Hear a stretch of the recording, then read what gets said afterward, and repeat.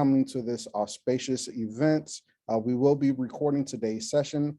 My name is Chad Stevens. I'm with the Sierra Club's Ready for 100 program, and we are elated that you're here. And even more so, we're even more elated that we have some dynamic speakers that will be presenting about Appalachia, Ohio, and green jobs within the BIPOC community. So with no further ado, not going to hear from me talking all day and night, although I could, and I most certainly would like to at some other future event. But right now, because I have a lot of school buses just randomly going down my street, I'm going to say thank you again for registering. Thank you for coming to this event. And we're going to hear from the dynamic speakers. I'm representing right now the Ohio Equity Team, which is part of the Ohio Energy Table, which is funded a great part of the REAMP network. So again, this is a fantastic event, and we're so glad that you're here. I'm going to let the next speaker go. Thanks so much, Chad. Hello, everyone. I'm Carol Davey. I'm an Appalachian and the former Southeast Ohio Regional Director for the Ohio Environmental Council and an advisory board member with the Ohio Climate Justice Fund. And I'm ecstatic to be able to introduce our panelists this afternoon. The first one is the amazing Amanda Woodrum. And Amanda is a senior researcher focusing on issues found at the intersection of health, equity, and economy. After living in New York City and experiencing 9/11, she returned to Ohio determined to make it the kind of state, the kind of place that she wanted to live. And she joined Policy Matters Ohio in 2007 after receiving a master's degree in economics and a law degree from the University of Akron. She conducts research on the role of transportation, energy, health, and anti-poverty policy can play to promote a more sustainable and equitable economy in Ohio. With that, I'll hand it over to Amanda. Thanks, Carol. One of my favorite people. I am going to attempt to share my screen. Okay, it worked. So, by way of background, I want to share a little bit about what the project is about. We are a very diverse stakeholder coalition made up of organized labor, racial justice leaders, environmental, faith-based, local officials, and many others working together in this very divisive time to re-find our common ground. We came together in the context of all the national climate change debates and the idea that there was going to be a national climate package, an infrastructure package. Our sort of spiel is that, you know, it obviously has significant implications for Appalachia. We represent the Ohio River Valley region, or coal country. And so Appalachia needs to be at the table of those conversations, or will be on the menu. But if we are in fact at the table, we can use it as an opportunity to bring much needed federal resources into the region. Appalachia has long been exploited by absentee corporations in the extractive industries that has left the region in poverty. And our workers and neighbors sick. So we are looking to create a vision of what a 21st century sustainable Appalachia looks like, and then figuring out how do we get from where we are to where we need to go. We are also very interested in countering the sort of whitewashed narrative of Appalachia as Trump country. Of course, there's very much some truth to that, but like any story, once you get under the surface, it is far more complicated than that. I think most people would be surprised, for instance, to know that in 2016, there was a lot of enthusiasm and support for Bernie Sanders during his run. And there are anecdotal stories of people that had their Bernie Sanders sign swapped out after he dropped out of the race with a Trump sign. And so I think to really understand Appalachia, you have to kind of wrap your brain around that. And the history of Appalachia is actually one of a union movement.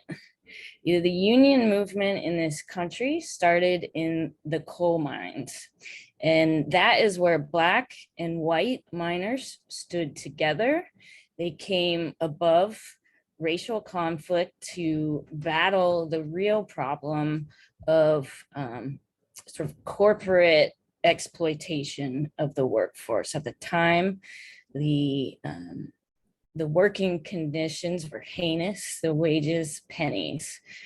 So folks came together to make that change. And historically, Appalachia has actually been more blue than red, and it only more recently became red. And that is because it's a community that has long been left behind.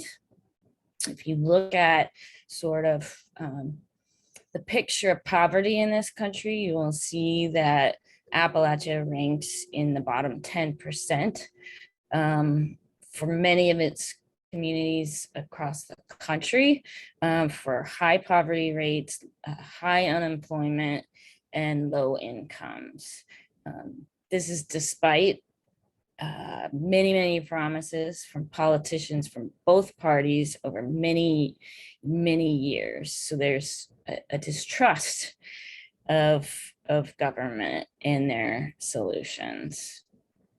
And so their support is partly predicated on the idea that somebody just needs to break the existing system wide open.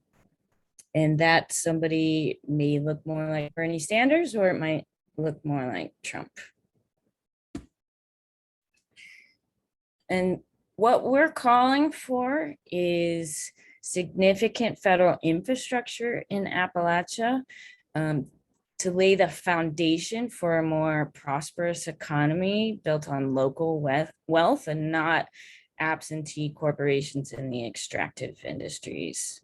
From a racial justice perspective, there are several issues when it comes to what is the money that we want, what investments and what kind of infrastructure do we want. This table sort of lays out our broad agenda. It also articulates that these investments will create over 500,000 jobs in our 3 states alone. That's Ohio, West Virginia, and Pennsylvania. I think the key pieces just in the various listening sessions we've had that really resonate, particularly with our Black and racial justice leaders, are expanding public transit, electrifying vehicles. Both of those issues mean less pollution, particularly in urban areas where it's been linked to asthma in children. And Appalachia isn't just rural, we do have urban areas. It is sort of, people jokingly refer to Pittsburgh as the Paris of Appalachia. So transit, electric vehicles, low-income home weatherization is another thing we're calling for a massive expansion of. And also, we're super excited about the idea of relaunching the Civilian Conservation Corps. We've been working with Senator Casey in Pennsylvania to do a sort of a massive public jobs program to repair the damage from the last century of extractive industry practices. but also create an opportunity for returning citizens re-entering the workforce to help overcome the many barriers they face to entering the workforce with a targeted public jobs program. So we're very enthusiastic about that piece of it. So from any lens, of course, what we invest money in matters. But what I really want to dig into for this conversation is not what we spend the money on, but how we spend it. And so we are calling for both community and labor standards, sort of strings attached to those federal infrastructure dollars. And we've pulled heavily from the national movement for community benefit agreements, best practices in order to accomplish our bigger goals. And number one, that is, we want to make sure the jobs we create are actually good jobs, preferably union jobs that pay a living wage and come with benefits. And at the same time, we want to build pathways for Black workers, Indigenous, and other workers of color into those good union jobs. We also want to target coal workers who have been negatively impacted by the transition to a cleaner energy economy for that work. We also want to make sure there's public input and oversight into how the dollars are spent to make sure that we're getting what we want out of it. And at the end of the day, these sort of strings attached or community and labor standards are really designed to maximize the benefit to communities from these federal infrastructure investments. So what does that actually look like in practice? There are best practices that we pulled from in the region and across the country, largely based on the community benefit movement. So there's very good practices that have been done, replicated, kinks worked out that we can pull from. And so the first thing we're calling for is that large projects come with a project labor agreement. And that's essentially a collective bargaining agreement for the duration of a construction project. So folks can negotiate their wages, their benefits, but also we want to have a set aside for on-the-job training opportunities for union apprentices as well as pre-apprentices.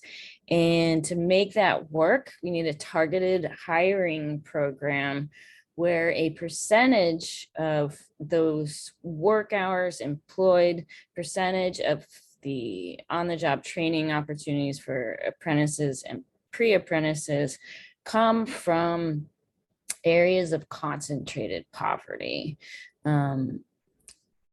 There's various conversations and laws that we need to work around, but there are ways, creative ways to make sure we're really getting to the impacted communities and the folks that have been left out of the conventional energy economy to make sure that they have access to the new energy economy, and that we're building a workforce that for the future that is much more diverse. And lastly, we want to see on these major infrastructure projects essentially a community benefit advisory board to make sure we're meeting the standards, the diversity requirements, the apprenticeship opportunities, that there's accountability and reporting into that process.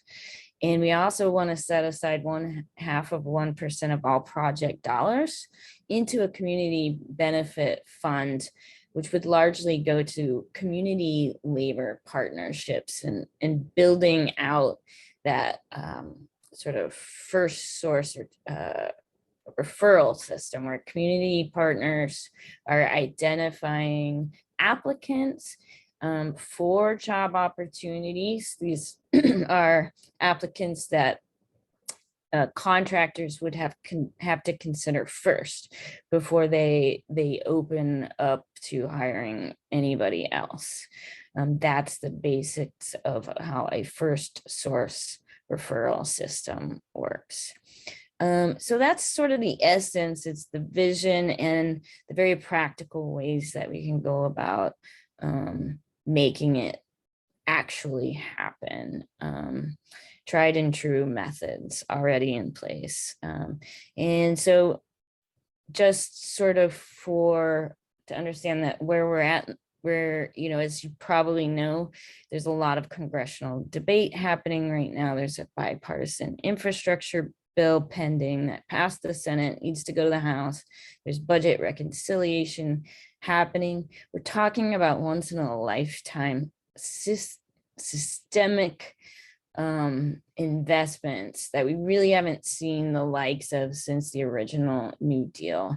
So if you've never paid attention to federal policy, now is the time. And securing those investments is the first big battle, but it's not the last battle. From there, we will go to an executive agency strategy to make sure we get these community and labor standards, and then it will go to the state and local governments to make sure that they are actually incorporating these into their project specifications, their RFPs, whatever it takes. So that's sort of my spiel. And I think it's back to you, Carol.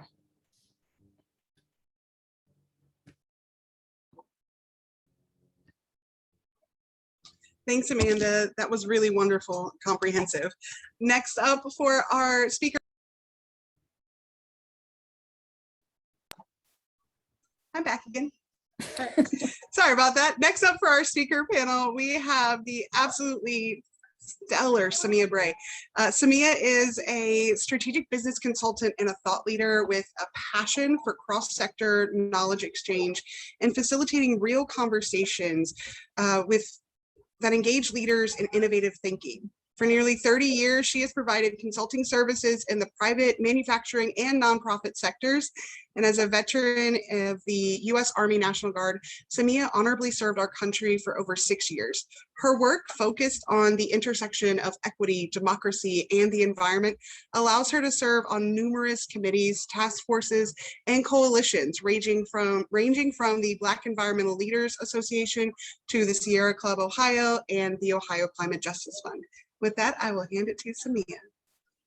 Thank you, Carol and Amanda. Again, it's so good to see you again.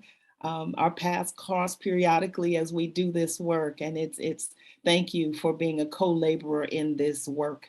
And Carol, thank you for your passion and your energy. To Jocelyn and Chad, you are amazing. Thank you and the entire equity team for hosting these very valuable conversations because they're needed. And so I guess today what I bring to you is a couple of things for consideration and thought. I represent, as Carol shared in my bio, I have the good pleasure and opportunity to participate in many different organizations. But today I bring a little bit of all of those organizations to the table in the comments that I'm going to share with you today. However, the comments that I bring to you are primarily through the lens of the role I play as co-facilitator for the Black Environmental Leaders Association, which is an organization that provides services throughout the state of Ohio. And so I will be bringing the entire state perspective, keeping in mind that today's conversation is specifically about Appalachia. As the organization, Black Environmental Leaders Association, I serve alongside Jacqueline Gillen and David Wilson. The three of us together are the leadership, and we are titled as co-facilitators. So why are we called co-facilitators? Well, it's because the entire organization is built of leaders. And so because everyone within the organization are leaders, we are facilitators of how the leaders engage and work with one another and leverage their collective work for the benefit of all. So we stand as stewards of both the natural and the built environment, and we work collectively to provide a forum for community environmental education that can serve as the basis of a deeper understanding and commitment to land, water, air, transportation, and energy issues that impact both the economic bottom line and the equity or racial justice bottom line. And so I start there so that you understand that my comments today come through that lens. Now, although the organization is named Black Environmental Leaders Association, one of the things that we hold very near and dear is the fact that all people benefit from clean air and all people suffer when there is not clean air. So that being the case, the organization is actually open to all people, Black, Indigenous, people of color, and we also have a very robust allies component. Now, why do we do that? We do that because one of the things that we understand is that all of us are connected. And if we can connect it, what we like to say, it is our concern for the environment, whatever part that may be, whether it's water, air, transportation, energy, whatever that may be, it's our concern for those things that bring us into this collective space, but it is our collective humanity that keeps us in that place together doing this work. So that being said, today's conversation is about Appalachia and BIPOC and work within that space. I think I want to start by saying, let's look at from a historic perspective, and I appreciate and I thank Amanda for really setting that tone from a policy perspective and from an economic perspective. But I also think that there's some room here for a historic perspective that really looks at how each one of us have been impacted by a racialized socialization. And in that racialized socialization, what we have been taught as a society is that it is a zero-sum proposition. And in that zero-sum proposition, it means that in order for someone to win, everyone else must lose. And in order for us to move toward anything that might resemble equity, which is what both Amanda and I are talking about, that means that inherently somebody is losing something if somebody else is gaining something. So what I'd like to put on the table for consideration and conversation, perhaps in the questions, is what if we imagined a world where we actually aligned with nature in how we interacted with one another? I was talking with a gentleman and he said, it's in our lizard brains for it to be, certain communities deserve less because, right? And unfortunately, Appalachia has fallen into that category, right? It has fallen into that category that certain neighborhoods or certain regions or certain areas deserve less because they are different than we are. And so those who may be in power or may have the decision-making or may have the financial wherewithal might make investments that are adverse to those who are living in those communities. That's how you can have a situation where when a corporation moves out, it can decimate an entire city. One of the things that we put on the table is this notion that if we made our decisions through the lens of all people deserve clean air, clean water, good transportation, and fair energy at affordable rates, then what that does is some of the decisions that are made, we wouldn't make them that way. Now, some people say, well, that doesn't cash flow. Statistics show, and study after study shows that in fact, when you do those things, they not only does it cash flow, but it actually produces more. The other thing that I want to put on the table is the purpose of a system. Oftentimes in these conversations, we talk about system. Well, the system is bad and we just tear up the system and put it out and get another one. Well, the purpose of a system in itself is not bad. The purpose of a system is to create something in such a way that when it is executed, you can pretty much predict the outcome. That's the system. Where the systems have gotten array is that historically within the United States, our systems have been designed to benefit, and this is all systems, have been designed to benefit a certain demographic to the detriment of others, going back to that zero sum that I was talking about. So the other notion that I'm putting on the table as we look at this topic within Appalachia is, and this is the work that Amanda and those in Reimagine Appalachia are doing, is that we're looking at revamping systems so that the outcome is not to the benefit of only a certain demographic at the expense of others, but revamping those systems so that they are to the benefit of all who are within that region. So then that moves to the last area that I'd like to speak on today, which is moving forward as we look at clean and green jobs within Appalachia and throughout Ohio, impacting not just Black, Indigenous, people of color communities, but also those communities that are just transition communities, those communities that have been decimated by the decisions that have been made for to the detriment of those communities by others. The need for comprehensive legislation that looks at three very critical things. One is equity. Equity that invests in both the workforce and the contractor base of those who have been traditionally left out of those conversations. Not to the exclusion of any, but to the inclusion of all. Now, it's like anything. If you have two people in a conversation and one is at this level and another one is at this level of advantage, in order for equity to be effective, you actually have to do some remediation, which good energy, green energy legislation would provide. You have to do some remediation so that those who have been disadvantaged, those just communities that have been left out, they now get that resource that they need, both as workers and contractors, to be able to level that playing field.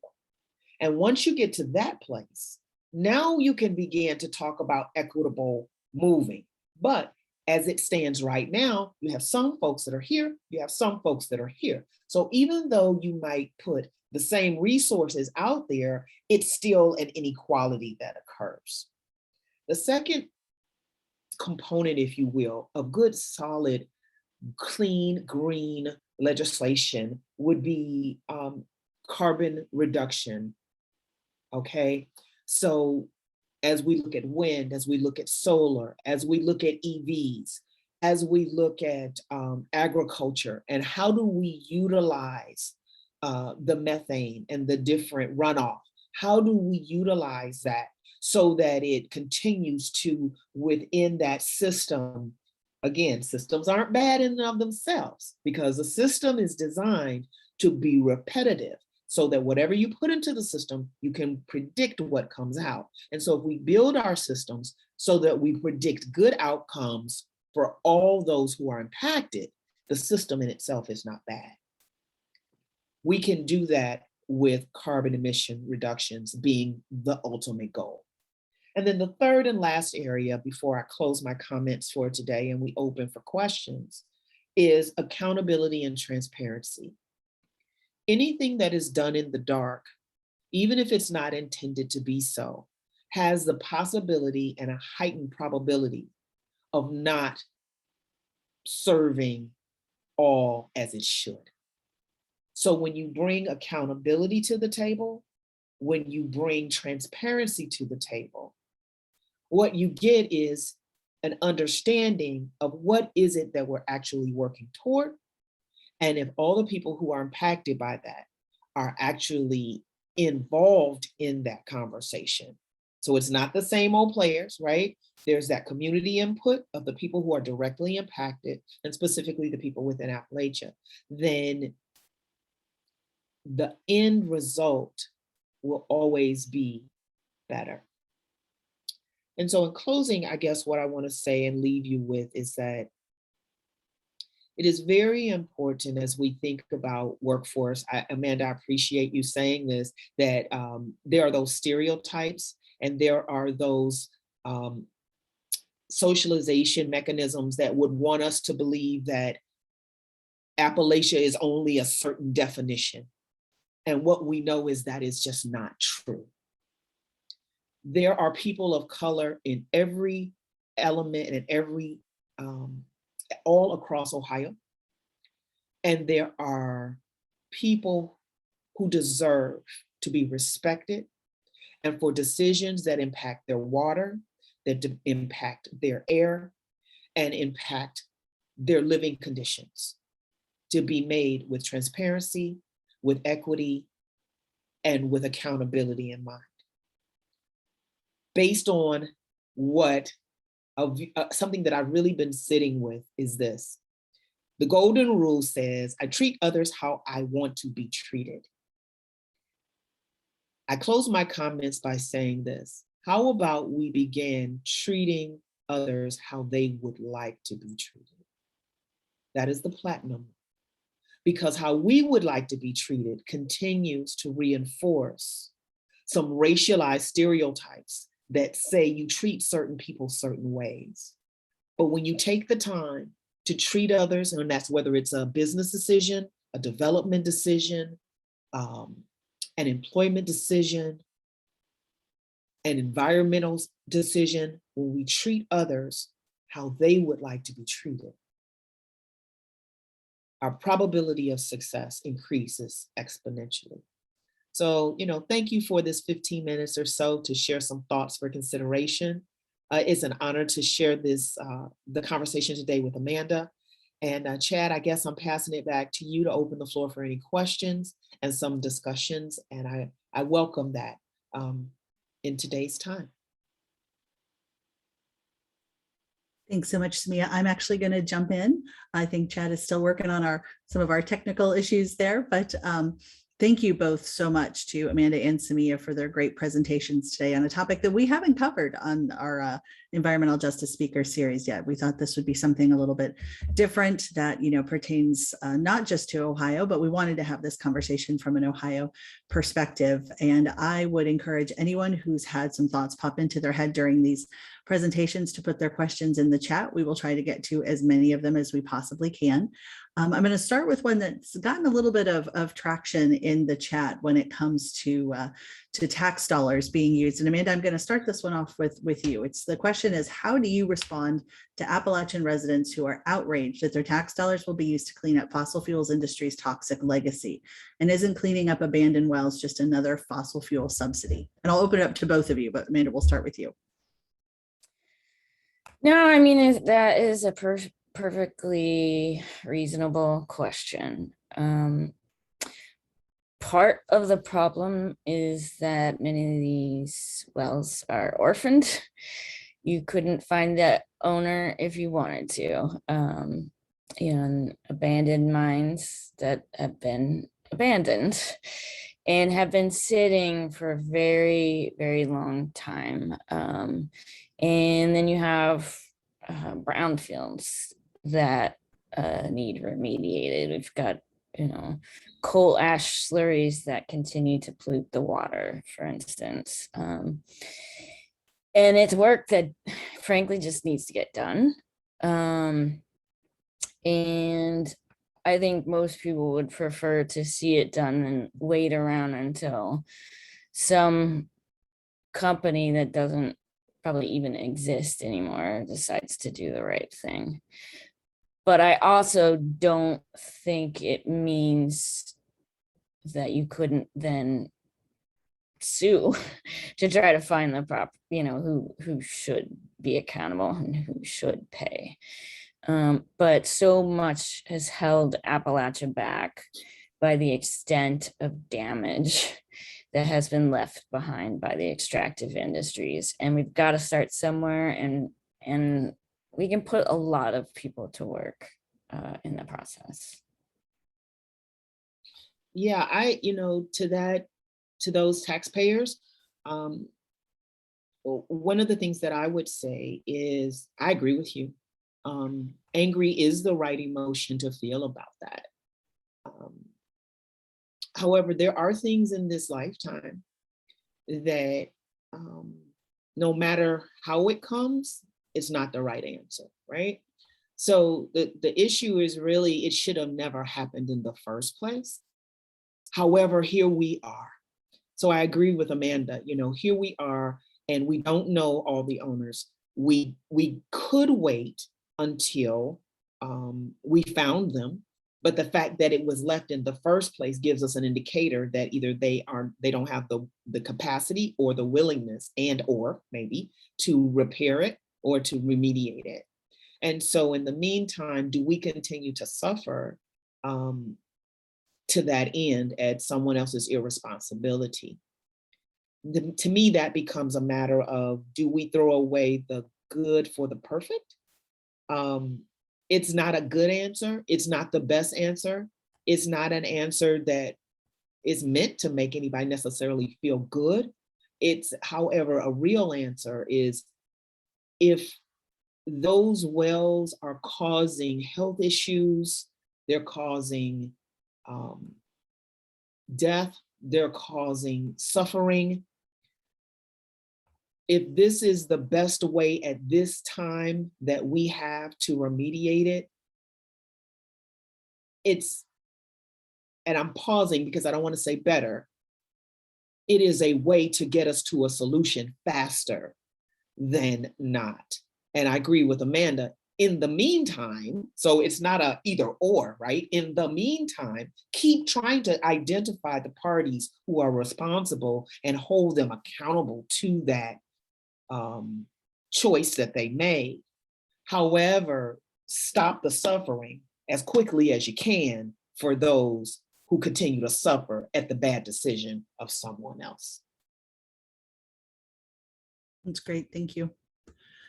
So SeMia, we're going to turn to you. We have another question wanting to know if you would be willing to talk a bit more about the demographics in Appalachia, which are not as monolithic as many people think. The census data show there are indeed lower percentages of people of color in Ohio's Appalachian counties than in its rural areas, and poverty rates are indeed higher in both. To what extent, if any, are there additional or different challenges that folks should have in mind as they think about trying to address racial justice issues in rural areas of the state? Sure. Well, thank you for that question. And yeah, so here's the thing. Statistics bear out that not only in Appalachia, even though we're talking specifically about Appalachia today, but across the country, specifically in Appalachia as well, this trend is also in place. And that is that when you have people of color at any level of society, right, that they tend to still suffer disproportionately more than their peers who are not BIPOC, right? So what do I mean by that? That you could have someone who is, and this has a historical root to it. So I'll start with the surface and then I'll touch a little bit on the root. So here's the surface. You have two people who are at the poverty line within Appalachia.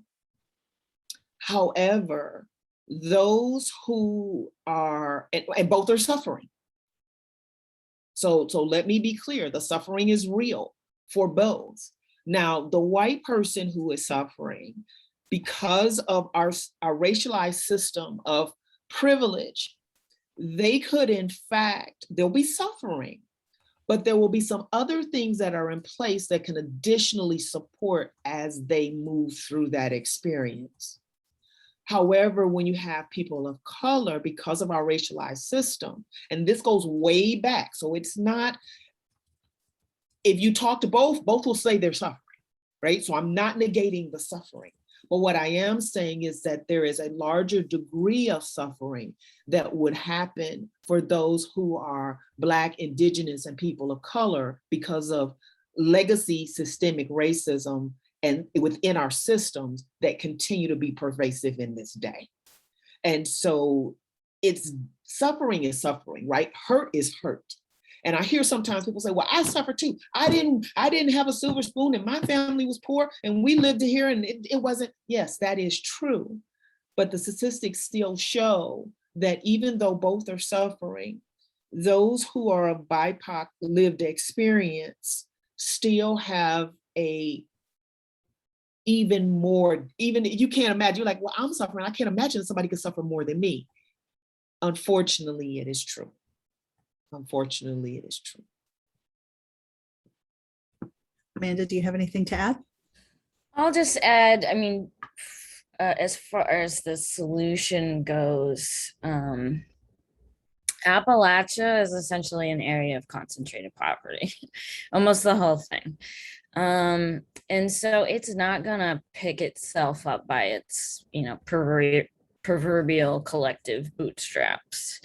We cannot transform the region without significant federal investments. You can't create the win-win-win situation without investments in infrastructure that help build local wealth. Yeah. And you know what, Amanda, thank you for saying that, because that makes me think about something else too.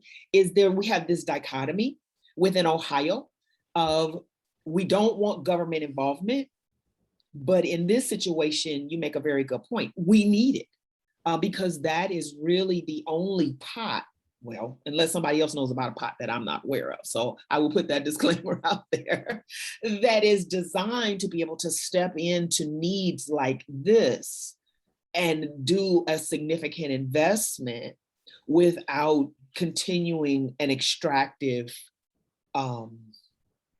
process. Yeah, and just back with you, just to add on to that is the idea that it's a region. Frankly, we deserve these federal investments. Absolutely. Appalachia has fueled the prosperity of the rest of the nation. Mm-hmm. For a century, while itself has been exploited. Exactly. And left behind. So we believe that Appalachia deserves a fair share of any climate infrastructure plan. And so that's not an entitlement. And actually, and I'm so glad that you used those words, Amanda, because that is the same piece that when I talked about that historic root that comes to place when you talk about people of color and how decisions over hundreds of years, over 400 years for those who have a Black lived experience, and I dare say 500 years for those who have an Indigenous lived experience, right? That been the backbone of the building of not only Appalachia, not only Ohio, but this entire United States. And that deservedness of when does the compensation come for that investment over those multiple generations?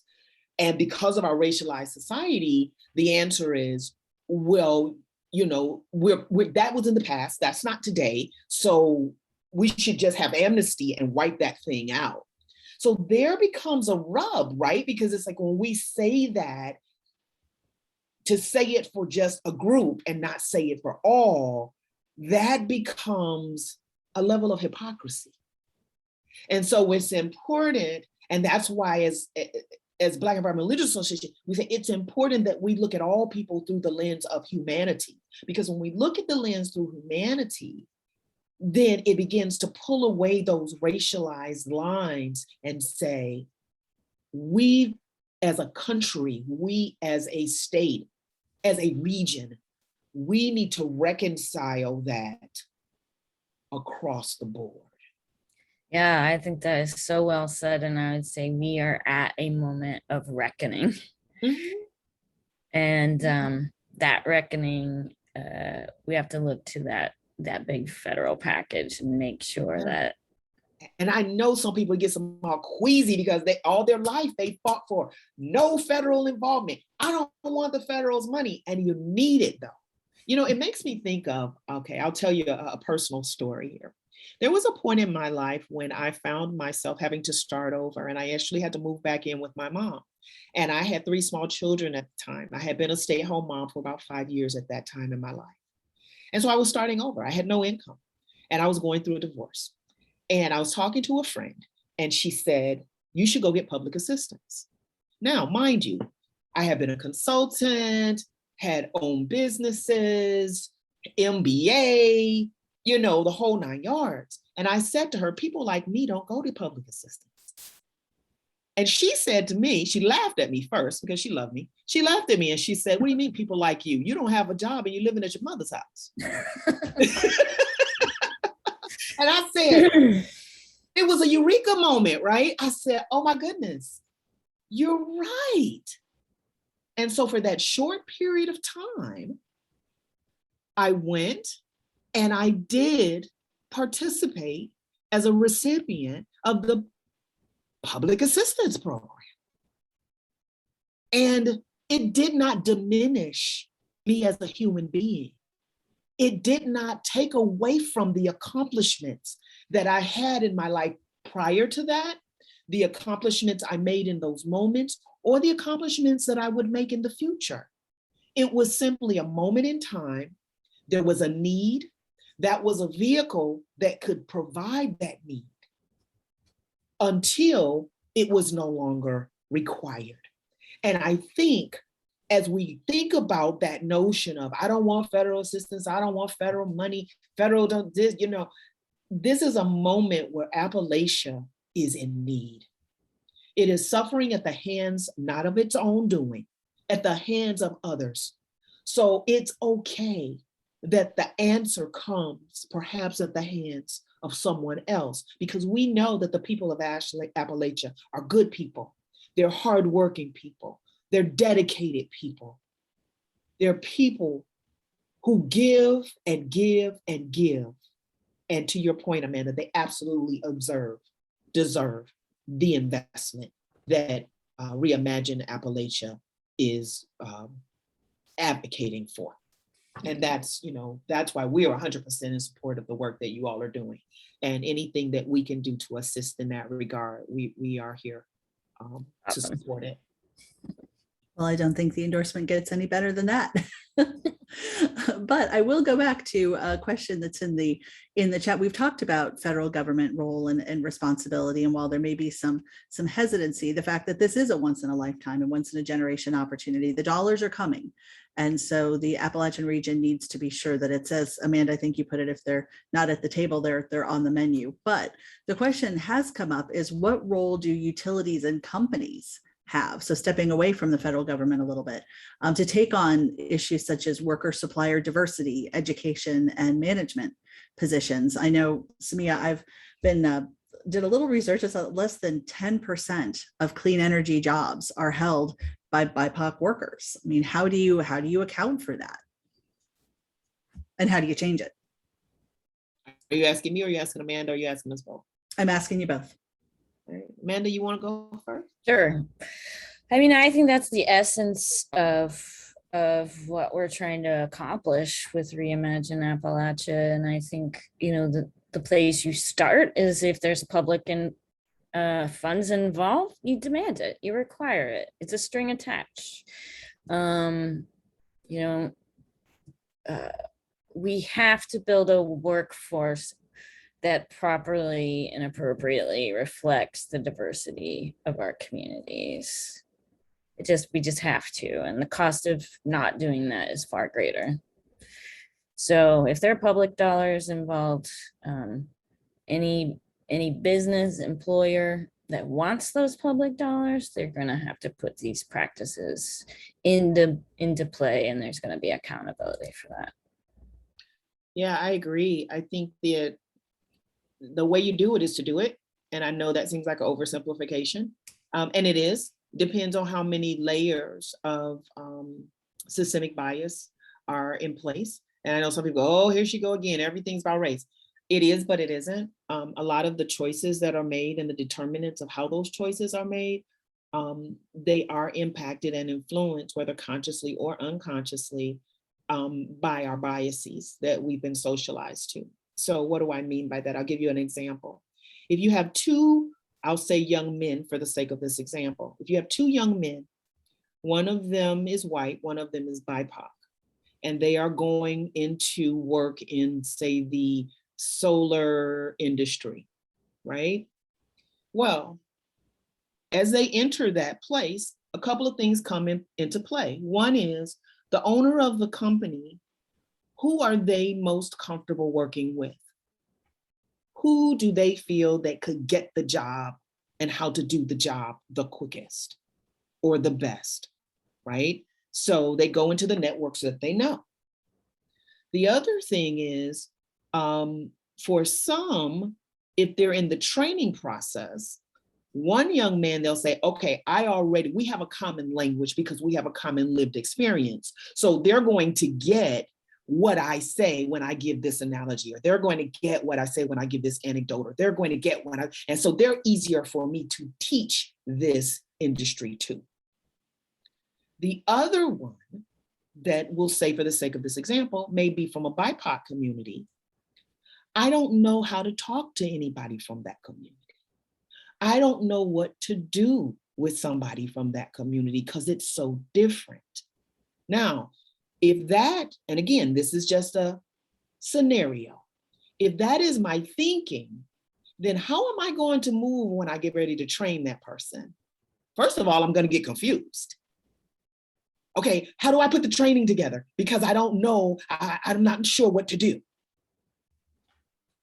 And then each way through that training process will be those very difficult and awkward communications because of a fear that may or may not be true. There is a saying, image times vividness equals reality. If my image is, I don't know what to do because I'm not familiar with this person or where they come from, and I believe that with all intensity, then my behavior will respond to that. Now, this person may be the brightest person I've ever met. They may be able to get it quick. But if I don't recognize that maybe I'm afraid of something that may not even be true, then how I train that person will be impacted by that. And that lack of comfort, and it just comes across as a very primal uncomfortable, right? I'm just uncomfortable. I don't know what to do. I need to have 200 meetings to figure out how do I put a training program together for people who are BIPOC, right? And when the reality was, just train them how you trained everybody else. Well, what if they won't get it? How do you know they won't get it? Did you try it? Well, no. Okay. So that's where those things come. That means having to look at some of our internal fears and saying, you know what? How about I train each person based on the real feedback that I get from the training experience with them versus the perceived, because the perceived will stop you from even starting the program. Ladies, I could ask you a million more questions. I would love to continue this conversation, but unfortunately, we are nearing the close of our hour. I cannot thank you both enough for taking the time to be with us and having this conversation today. As I mentioned, this is something we have not really discussed as a speaker series, something very different in this panel discussion. And I don't think we could have had two better presenters to get us through this information. So thank you so much again to both of you. We are going to turn it over to Achilles, who is one of the co-chairs of the Ohio Equity Team, to wrap us up today. Don't know, you may end up hearing from some of our audience members, because I think we have a lot of questions left and we could go on for another hour. So thanks again to you both, and Achilles, I'll turn it over to you. Thank you, Tracy. And thank you again to SeMia and Amanda. What a great way to have my lunch break. Just so much great information, and I appreciate all the knowledge and just all the questions that came in today. You really made for a robust discussion this afternoon. This is one of the most exciting ones that we've been able to have. And so I'm also just happy we've been able to speak on this topic a little more. And I want to thank everybody for joining us. Again, we really appreciate everybody taking some time today to be a part of this conversation because it is truly important. As we close, I have just two announcements for everybody. The first one is there is another what looks like to be a great discussion happening this afternoon at 3 p.m.